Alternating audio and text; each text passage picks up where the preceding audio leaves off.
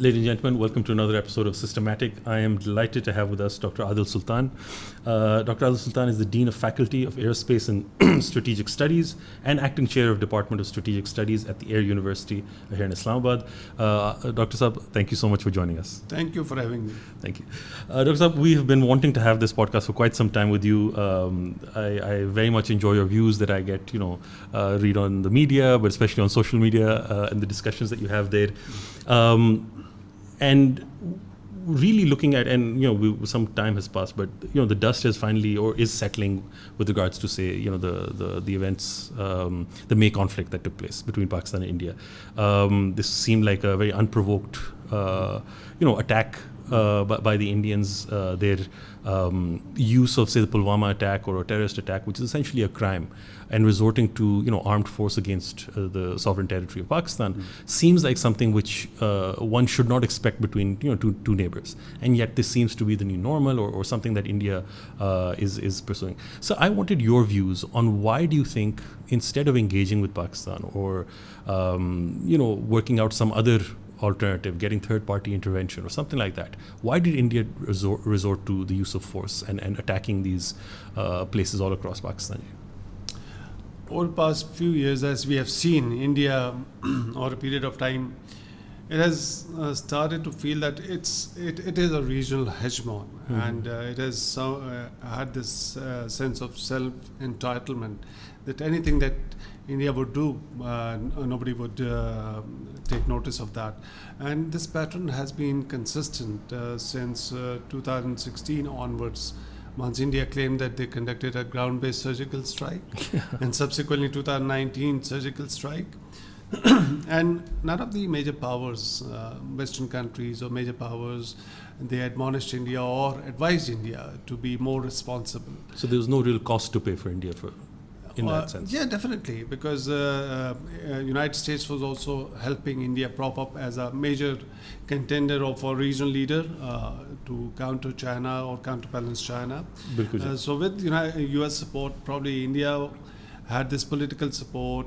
United States was also helping militarily. So in terms of India standing in this region, that it can be considered as a rival to China. So Indian leadership probably misread that, and they started to think that whatever they can do or they want to do, they can do, and nobody would challenge them. So I think that's a behavior, and that was supplemented by Prime Minister Modi's personal characteristic of projecting himself as a strong nationalist leader to its domestic constituencies. Absolutely. That he can do things that other leaders in India cannot do that. Something similar to the Trump behavior. Yeah. So I think that also played the domestic political factor, Modi's own personality and external dynamics. So what we also saw was India, getting a bit of a thrashing. I don't think they expected the response that Pakistan gave when it came to the attacks, and then immediately losing their pride and joy, the Rafale planes that they had. Why do you think? I mean, one would assume that they have professionals who are thinking about all of these issues and have done the planning. Why do you think that they, miscalculate so much, or why do you think Pakistan's response was so successful in at least that initial part of the conflict? I think miscalculation was partly because of the way Modi sees himself as a strong leader, and there were domestic political compulsions as well to prove to its own constituency, as I said earlier. Partly also led by the military. After 2019 humiliation, Indian military probably they thought that if they can come up with a massive kind of a surgical strike as compared to 2019, which was a limited surgical strike, and they thought that Pakistan wouldn't respond. Pakistan had been stating very clearly since 2019, any violation of our international border or even LOC, they will respond. Absolutely. And we demonstrated in 2019. But that was a miscalculation. Again, those external factors, domestic political factors, and there was a strong push by the military. Okay. They had not come out of that 2019 humiliation as yet. And it is something, because they're spending around $80 billion, 78 to $80 billion annually on their defense expenses. Absolutely. How could they justify that a relatively smaller country with limited resources can humiliate them? Yeah. So they wanted an opportunity. And over a period of time, Modi had been reiterating number of times that any attack or terrorist attack, he will respond with a strong arm. So there was a commitment trap as well. So something happened without any investigation because of its own commitments to his people or political constituency. He was pushed by the military as well and the other political leaders. Within BJP, there are so many hardliners, right-wing extremists. So there's a pressure within the party as well. Absolutely. So I think that's where he miscalculated, and he thought probably Pakistan would restrain and will not respond. But Pakistan did what it did in 2019 and again in 2025. To the other part, how could we do that in such a short time? That's interesting because whatever doctrines India has been evolving over the past few years, Air Force especially, they had been in a way 2 steps ahead of where India thinks.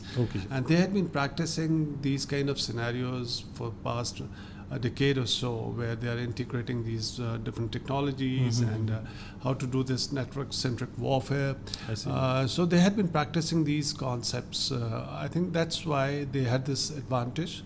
They had been doing in peacetime, and when the time came, they were able to deliver on a very short notice. Absolutely. No, and it was, I mean, as a Pakistani, it was really something that gives you a lot of hope that, we keep on hearing negative stories about Pakistan, but this is a place where, we are excelling, and it demonstrates the excellence of the Pakistan Air Force, the Pakistan Armed Forces, especially in this area. So when it comes to, say, weapons platforms, so the Rafale is by all means, a very capable platform. How was it that, untested, perhaps, Chinese technology was able to, get through their Thales, early electronic warfare system and all of those issues? Was it something that, it just seems like a complete surprise to them that what happened. And even if you hear the audio footage from the Air Force pilots that was captured by Pakistan, it is, they're surprised by what happened. They couldn't even see that the missiles actually hit. Your views on that, sir? Rafale is a very capable aircraft. All the PF officers that we have listened to and those who have talked on these issues, it's a capable aircraft.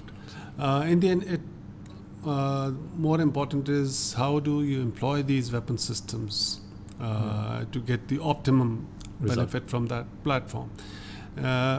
From the Indian perspective, I don't say that Indian Air Force is not capable enough, but I think they were fighting on old concepts, the outdated concepts, where they thought that having a superior platform alone and launching the strike would give them an advantage or some military advantage against Pakistan.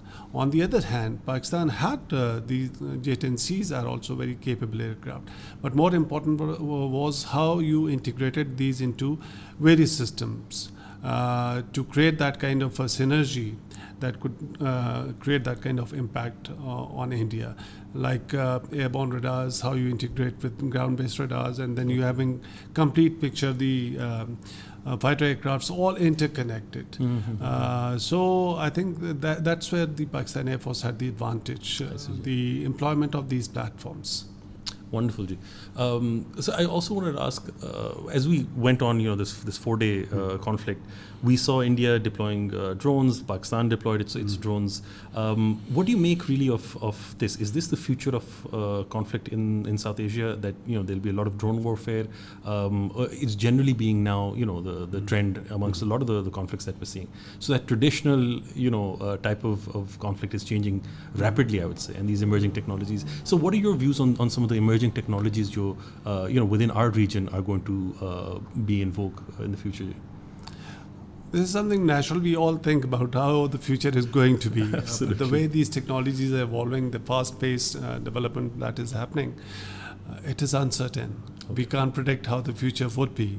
But based on the developments, what is happening around the world in West and especially in our part of the world, I think drones are going to play a major role in a future conflict because it is cost-effective.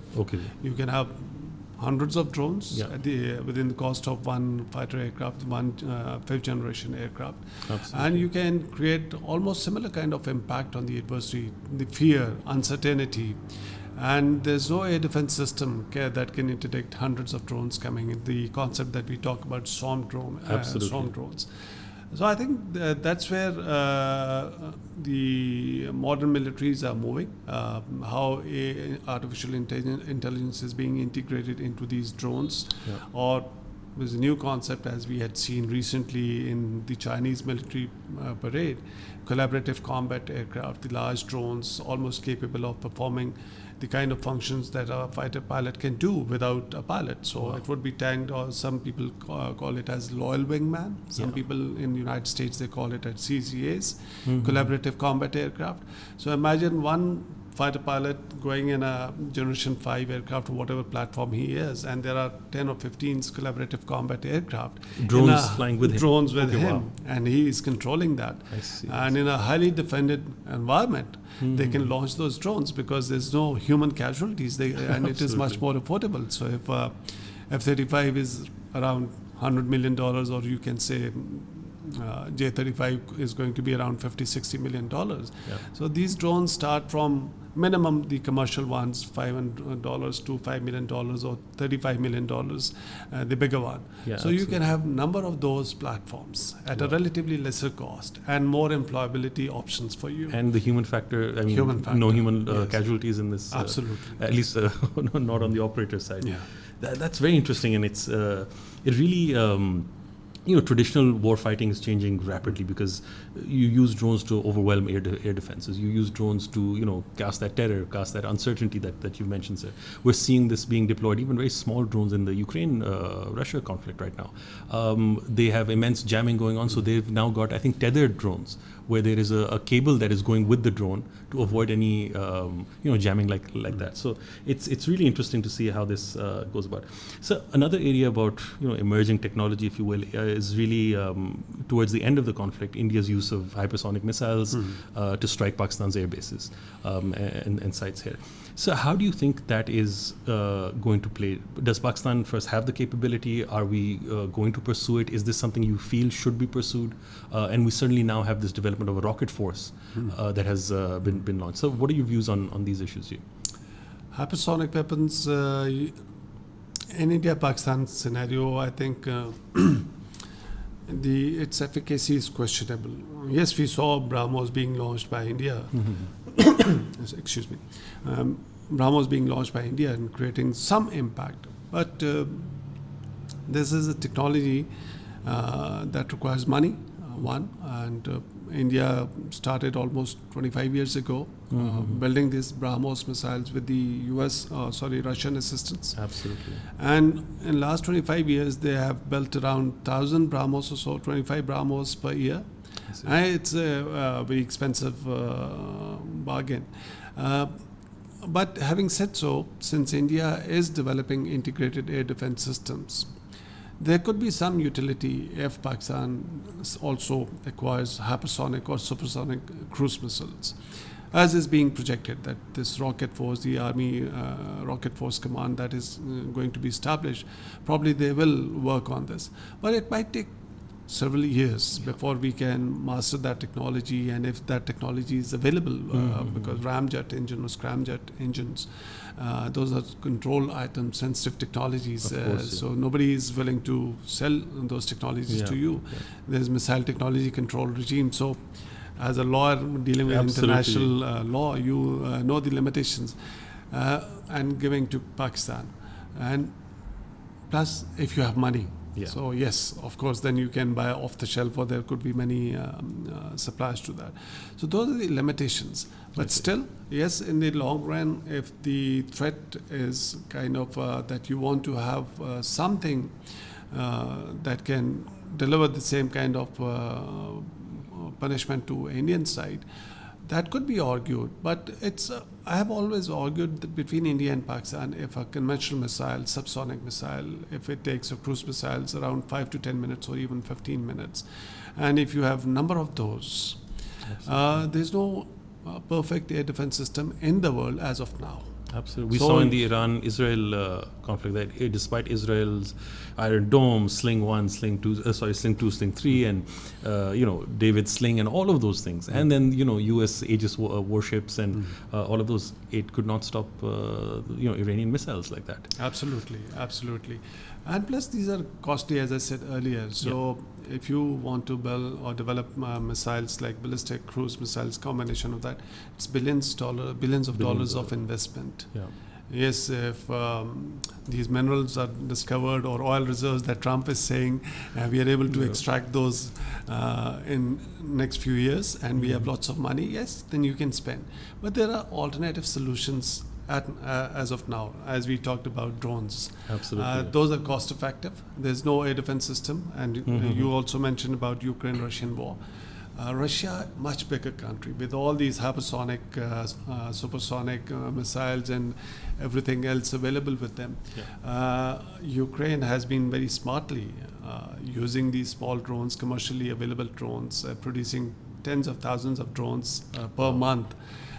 So Russia can't do much about that. So Russia is now, what it is doing is getting those Shahed, the drones, the Iranian models, and they are also developing thousands of those drones. So this is kind of a drone war from both sides. Absolutely. Because it becomes usable. Otherwise, firing $1 million missile, $2 or $3 million hypersonic missile, if it can't create that kind of impact that the drones can deliver to you, so then it has to be seen in that context, especially once Pakistan has limited resources. We do not have endless money to spend.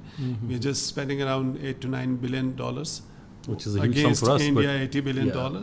Absolutely. India has a mass of 4 times bigger than Pakistan. Yes. So if India builds around 1,000 missiles, so you would need 4,000 missiles to cover entire India. So the cost that is needed, or the money that is needed to build this, it's exponentially larger for us yes. in that context. Bilkul. That's it's very interesting because I know there's a lot of opinions going around on both sides about what we should do with regards to missile development and all of that. But I'm glad you've given a sane voice here. So I want to discuss where does Pakistan's defense go from the lessons learned in this May conflict. We learnt about, there were successes, spectacular successes in the early hours, but there were also, our bases were hit and things like that. Are we, the future of Pakistani defense, we've already discussed drones, and we've certainly seen that that's going to be one direction. But what about aerial defense, air defense assets that we can procure, perhaps most likely from the Chinese, or something we can develop, internally, indigenously? Is that something, or are there other weapon platforms that Pakistan could be moving towards? We also saw that the Navy, although it was the silent guy in the room, as they said, but I think there's a huge potential there for conflict between Pakistan and India, because we have very limited access to the oceans, Karachi and Gwadar, and so that's certainly a vulnerability that we have. So in your opinion, what are some of the other areas that we could be getting into for Pakistan's defense?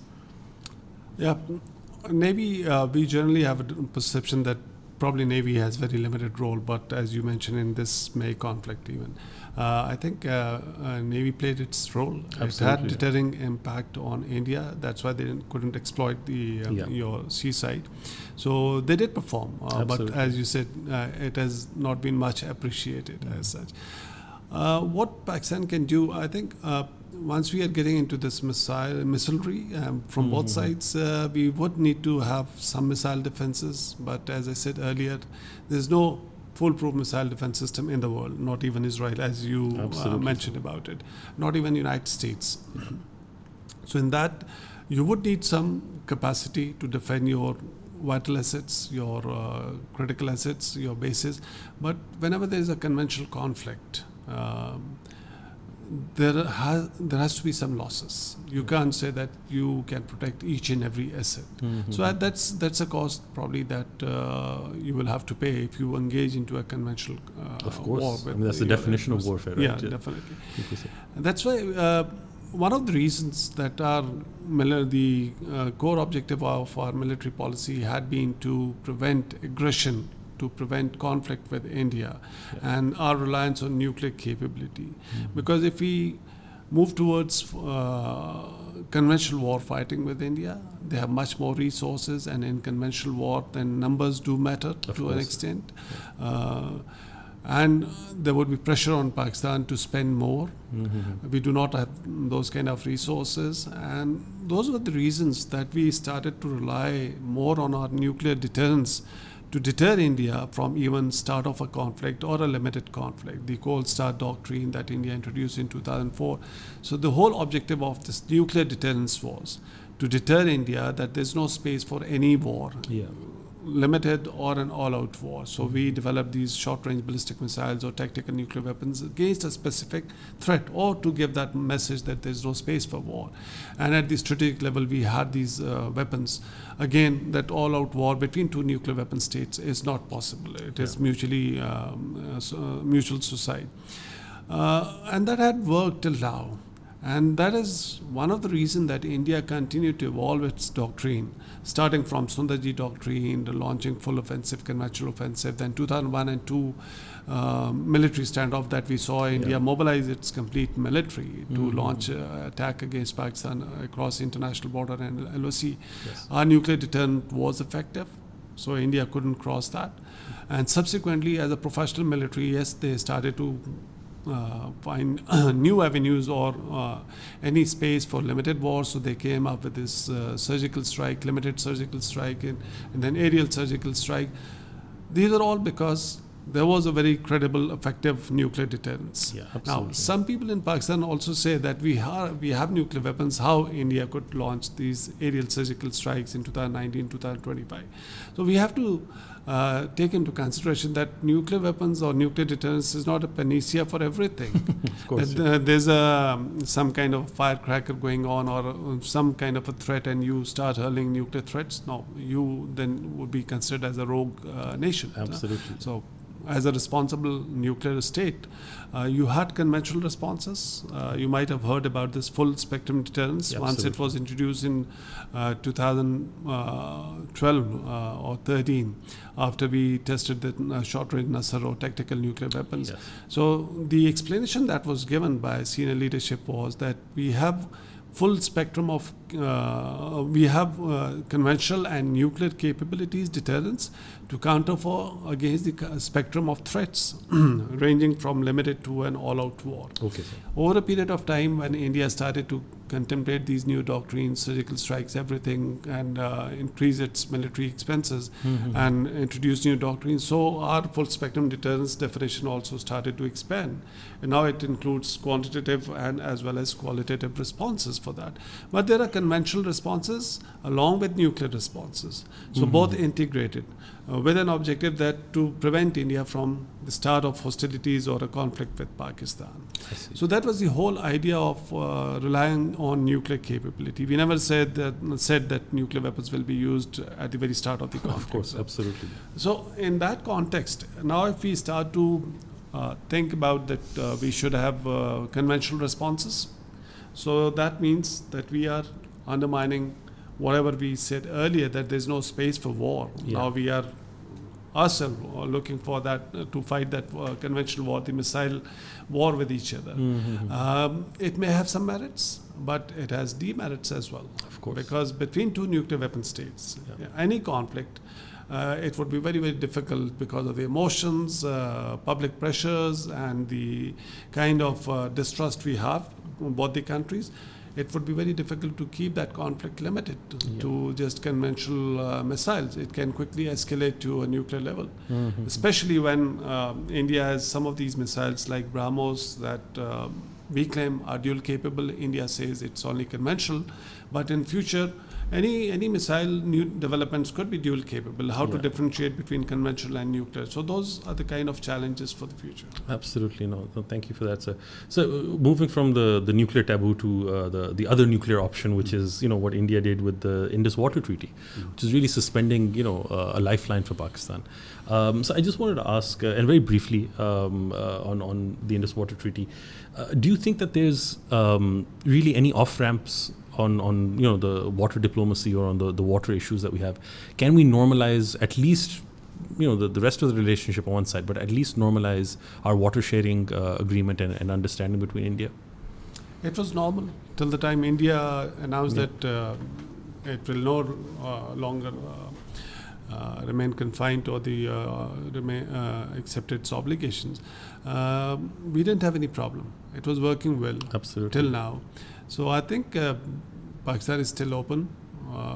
From our side, this treaty is still in place because India unilaterally, it cannot abrogate any treaty, or especially the Indus Water Treaty. Absolutely. And a treaty that directly affects your existence, because being an agricultural country, if India stops that water or starts to regulate that water, that when we don't need water, they start selling water, and when we need water, they stop those waters. That's maximum they can do. They can't stop Indus completely. So if they start to regulate or disturb the cycle, so it is an existential threat for Pakistan. That's true. So if something is existential threat, probably then all options have to be used. If there are no diplomatic or legal options or recourse to resolve that issue, and if India doesn't come on table, so then of course Pakistan will have to, because you have to fight for your survival. Absolutely. I was doing quite a bit of research on striking dams, and of course under international humanitarian law there's a big taboo, but it's also anything that natural forces or dangerous forces releasing those, so dams, because they contain water reservoirs, and that can cause problems there. But again, that is also the proportionality test, that is the military advantage, does it outweigh the cost to civilians and civilian harm? And if we're talking about the lifeline of a country, right, then that kind of the advantage does outweigh in those situations. So again, it's a very difficult decision. Let's hope it's not one that we have to ever take.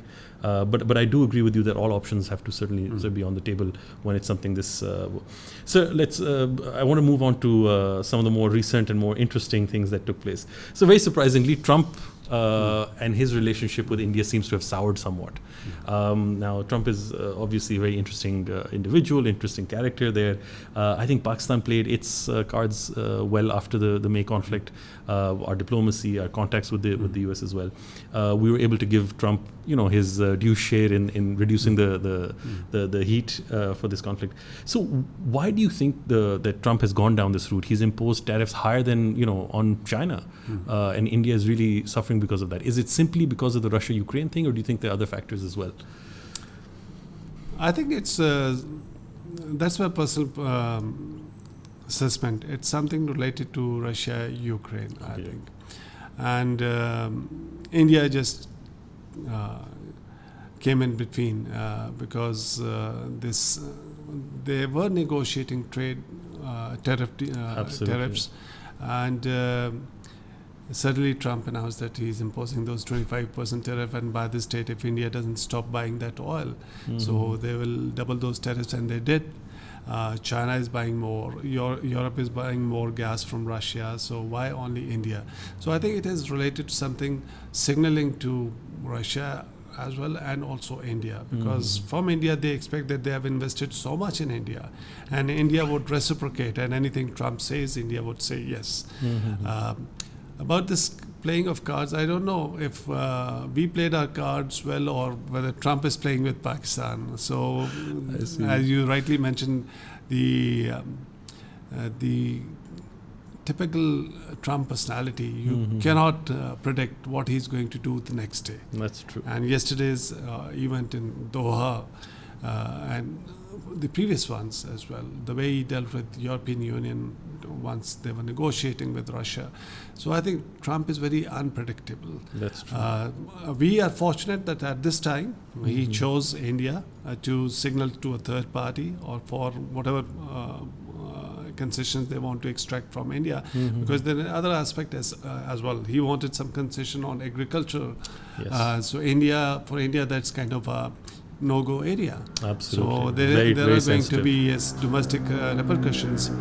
So I think that could have been also some reason for Trump to take that position against India. Okay, so you're taking all the credit away from all the hard work we did, but it was very interesting, reading about all that was happening, and So I want to ask you: do you feel that this is a short-term issue that India and the US are fated to be together and allies in the future because China's growing weight and India has the counter balance there? Do you feel that this is something that is changing government or even in Trump's own policies, that India is going to be back in their good books shortly, or do you think this is going to prolong for a bit? I think so. Like Israel and United States kind of a partnership, although that's very deep-rooted and there are other aspects also. India-US strategic partnership is also kind of based on similar kind of ideology. Yeah. So they have to build India. They have invested so much over the last 25 years. Absolutely. Starting from joint statement of 2005, Manmohan Singh statement. From that time onwards, if you see the kind of collaboration, cooperation between the two countries in every field, from economy to military to political, they have invested so much in India. And likewise, India has started to rely on United States. Their interests converge because in the end, if you see all the national security strategy of United States, defense policy of United States, and missile strategy of China is their competitor and a future rival, military rival also for future. So they need somebody, a willing partner. So India offered itself to be a willing partner. So after so much of investment, even this February, and during Trump's second era, on 13 February, they had this compact agreement signed between the two leaders once Modi was invited to Washington. So if you see the elements of that agreement, it includes joint production of even underwater drones by civilian entities, from Indian civilian industries and the United States civilian industry. I see. Space collaboration, artificial intelligence, quantum, which we don't talk much in Pakistan. So those kind of collaboration they are doing between the two countries, and these it has not stopped.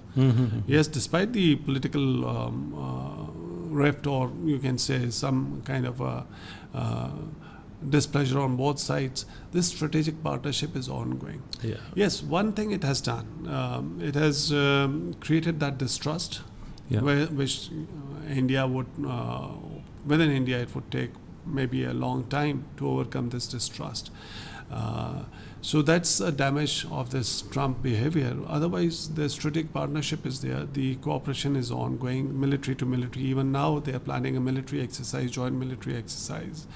So for future, I think their interests converge. So they are going to remain strategic partnership. Absolutely. So I very much appreciate the fact that their relationship is that your assessment that the relationship is got a lot of layers to it. It's not simply just this trade tariffs and a little bit of trying to take credit for the ceasefire and India not reciprocating and all of those things. So my final topic was another interesting move by the India was India and China's rapprochement, where I mean, some would say that it's these two powers coming together. Maybe it's in response to Trump's tariffs. But if you look at what's happening is that they're normalizing relations. And this comes at a time when you had Galwan and you had all the border disputes and then India being denied patrolling to over 1,000 square kilometers of territory. That's the size of Hong Kong, right? So it's basically a country that was denied to India. Now in that situation, do you think that India has given up on that territory, and it's basically because the demands were that a full pullback before any other negotiations, status quo ante, going back to that. But now they're normalizing flights, trade on the border, and a number of other factors. So it seems like India's accepted what's happening. Is that your assessment as well? Yeah, they also have a visa-free entry for Indians, and that facility is not available to Pakistan, which is a strategic part. So losing 1,000 square kilometers isn't entirely bad because you have visa-free access to it. Not only visa, but since Galwan, we have seen how India responds to something what China does, and in comparison to how India behaves with Pakistan. So in 2019, and Galwan happened afterwards. So there was no bullet fired. sticks and batons only used by both sides. Absolutely. And China occupied Indian territory. Yeah. And they didn't make much noise. Rather, they continue to pacify their domestic audience that no, we are not going to cede any territory. But they have given up. Yeah. And they're ready to negotiate even on that territory. On the other hand, if it was Pakistan, they were quick to launch those aerial surgical strike against Pakistan, even though we didn't occupy their territory. So that's the kind of different approach. China is too big for India. Yeah. And India also realizes, and Chinese as well, because their approach has been more focused on economic integration or creating those linkages for the last many decades. Absolutely. So they also value this kind of partner. India is a big country, big market. So if they have that access, they have that advantage, trade in terms of trading with India. Chinese have been like this. We can have differences, but we can continue having trade. Absolutely. And India is also happy to trade with China. It's mutually beneficial. So I think it's not a rapprochement. China also knows, like India-US strategic partnership, there are no two questions, as I believe. Likewise, China also understands that India now is more closer to United States. Yeah. And no matter what they do, India is not going to join them as a good neighbor or a very friendly neighbor. It will continue to remain an irritant. But those differences, despite those differences, China is ready to trade with India. So I don't see it as a rapprochement. It's more of a working relation between India and coexistence despite the differences. And do you think some of this is signaling to maybe Trump as well? That, you tighten the screws here, we will become friends there, or things like that, some of that? It could be. Okay. It could be, yes. But India knows its limits. Yeah, that's true. So that's it cannot play on that. It cannot use that card beyond that certain limit. There's too much at stake. They start to signal, especially if Trump is there. So if he's even angry against China, they will punish India. That's true.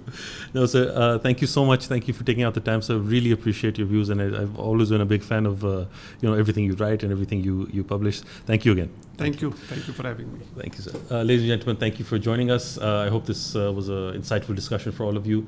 Do like and subscribe and continue following us. Thank you. The revolution will be live.